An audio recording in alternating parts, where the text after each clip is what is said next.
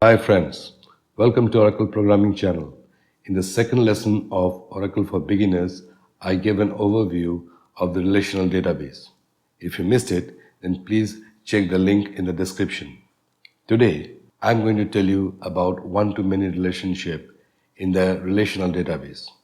I have a table called Item Master.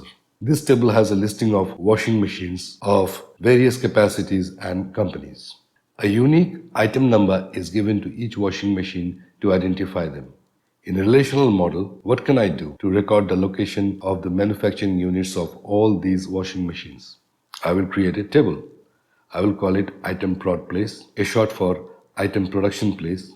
I will have two columns, item number and prod place, a short for production place. For each item number of item master table, I will have more than one row in the item prod place table because each one of them is manufactured in more than one location. The relation between these two tables is made by a common column called item number.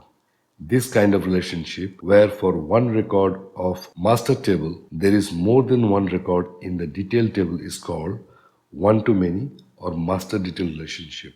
So I have a table item master that has the following columns, and I made a relation with item prod place that has these columns. In a diagram, it will be depicted like this. From one or master table side, the line will connect the many or detail table side.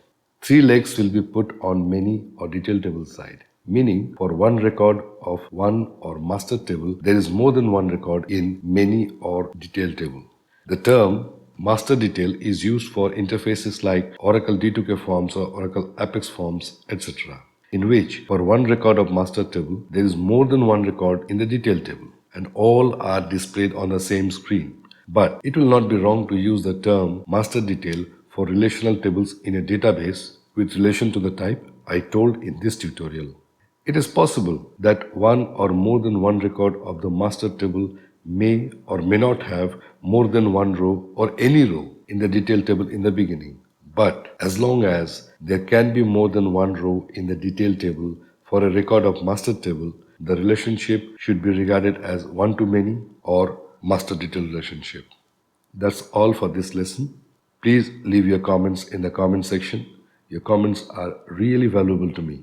I hope you liked this video. If you did, then please like, share and subscribe. And please don't forget to press the bell icon to get notifications of all my future tutorials. Thanks a lot for watching.